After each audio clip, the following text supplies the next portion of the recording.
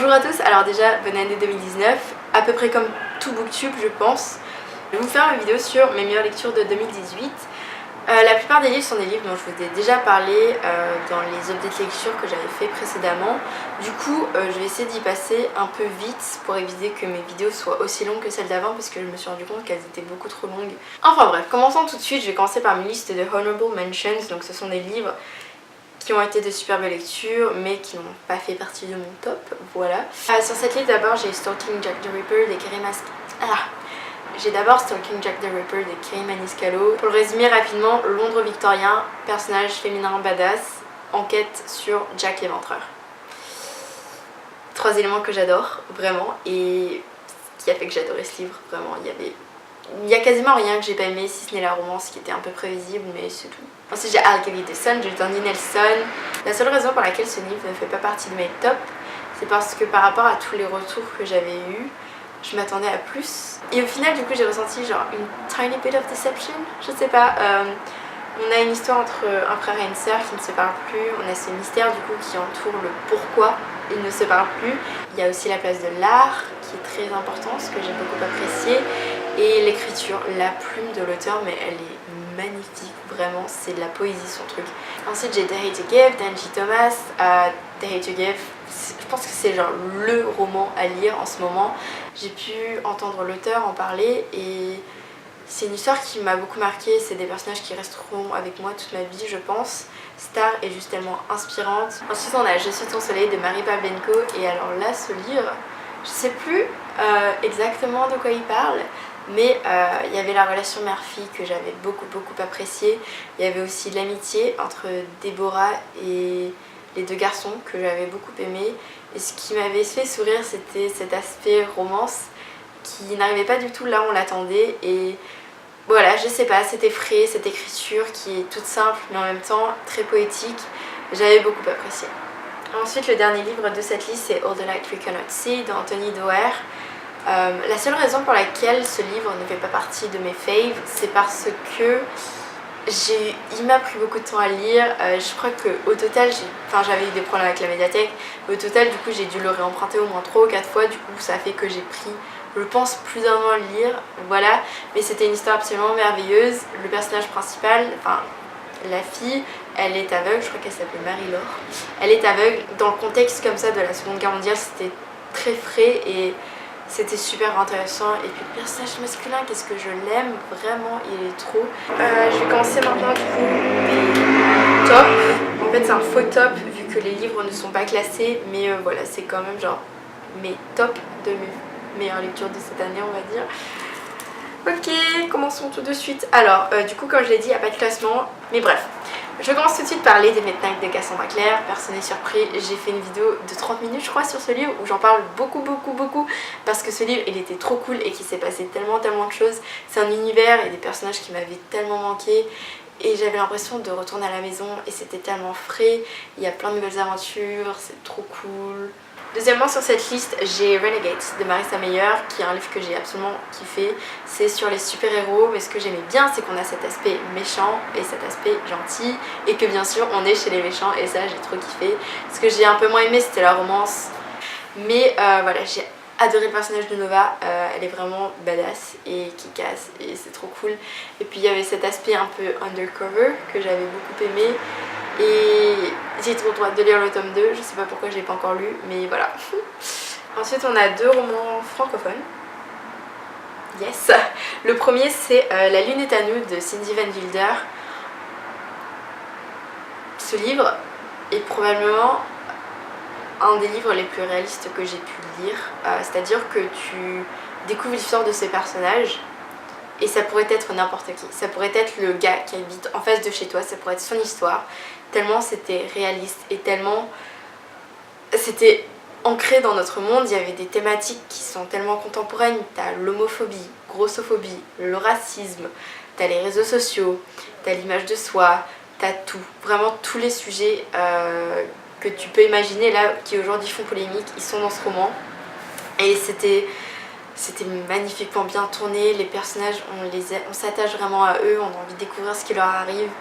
Et j'ai pu rencontrer l'auteur, j'ai pu lui en parler, j'ai pu la remercier pour cette histoire. et c'était cool. Le deuxième livre français que j'ai sur cette liste, c'est le premier tome des Sœurs Carmine, coup de cœur énormissime.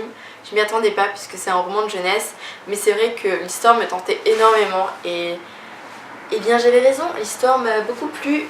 On a cet aspect glauque, cet aspect sombre, cet aspect méchant. Ah, une ville un peu genre gothique et tout, c'était trop une ambiance que je kiffais, faut trop que je lise les deux tomes.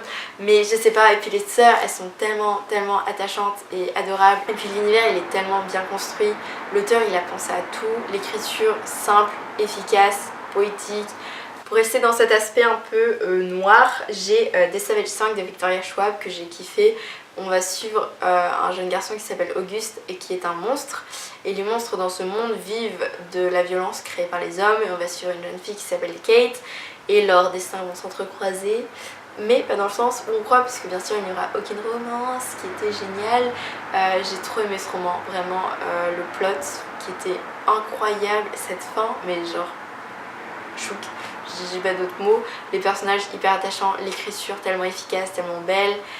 Victoria Schwab, c'est genre mon auteur préféré, donc voilà, mais j'ai tellement aimé Des Savage 5, vraiment je vous le recommande à 1000%.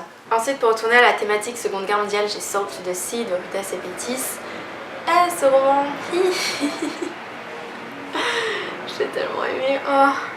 C'est un roman sur la Seconde Guerre mondiale, comme je l'ai dit, mais d'un aspect dont on ne parle pas beaucoup. C'est le naufrage d'un navire qui s'appelle le Wilhelm Gustloff et qui portait du coup des passagers qui voulaient quitter tout ce qui était les pays de l'Est et l'Allemagne. J'adore découvrir la Seconde Guerre mondiale à travers des œuvres de fiction. J'en apprends beaucoup plus qu'en cours et je sais pas, ce livre il m'a vraiment remué et incroyable. L'avant-dernier livre dont je voulais parler, c'est Radio Silence de Alice Oseman. Ce livre c'est un peu compliqué. Je l'ai pas aimé autant que ce à quoi je m'attendais. Comme je vous ai pas encore parlé de ce livre, je vais vous en parler un peu plus. Le résumé. Alors, voici Frances, qui est une fille comme ce qu'il y a de plus normal. Elle est très studieuse, elle est première de classe, mais sa véritable passion réside dans l'art. Elle a un blog Tumblr où elle dessine des fanarts d'une émission radio, d'un podcast qui s'appelle University et c'est son podcast préféré. Elle est vraiment genre hyper fan et elle fait plein de fanarts pour ça. Et un jour elle va être contactée par le créateur de University et qui va lui demander du coup de dessiner pour elle. Et parallèlement à ça, on a l'histoire de Aled qui est un jeune garçon qui va partir à l'université, mais durant sa dernière année de lycée, il s'est énormément rapproché en fait de Frances, au point qu'ils vont devenir meilleurs amis. Je le dis comme ça, il n'y a aucune romance entre les deux. Si vous cherchez une romance, c'est pas là qu'il faut aller. C'est pour ça que moi du coup j'y suis allée. Mais voilà. Et du coup, on a leur relation qui va se développer tout au long du livre. C'est un roman qui est très beau dans sa simplicité. Comme pour La Lune est à nous. C'est tellement réaliste. Ça fait du bien de se voir représenté comme ça, comme des ados paumés. Et il y a cette question notamment de l'université, vu que Frances, du coup, comme je l'ai dit, elle est hyper studieuse. Sa mère attend d'elle qu'elle aille à Oxford, Cambridge, vous voyez ces grandes universités. Dans un coin de sa tête, elle n'a pas envie d'y aller et il y a cette problématique de l'université qui est posée. Et c'est pour ça que je dis que si je l'avais lu plus tôt, si je l'avais lu en janvier ou en mars, à l'époque où moi-même j'avais à faire ce choix, je me serais plus retrouvée dans ce livre parce que c'est quelque chose que j'ai vécu. Le dernier livre de cette liste, c'est The Song of Achilles de Madeline Miller. Ce livre,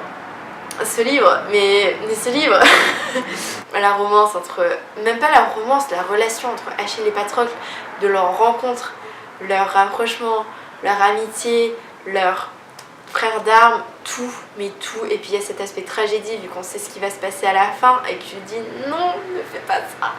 Et au final ça se passe et ton cœur se brise en 20 milliards de morceaux et tu pleures toutes les larmes de ton corps.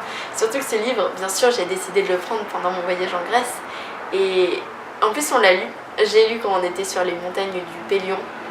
Et le Pélion en gros c'est où il y a Chiron, je sais pas comment on prononce, qui habite et qui entraînait du coup ses élèves.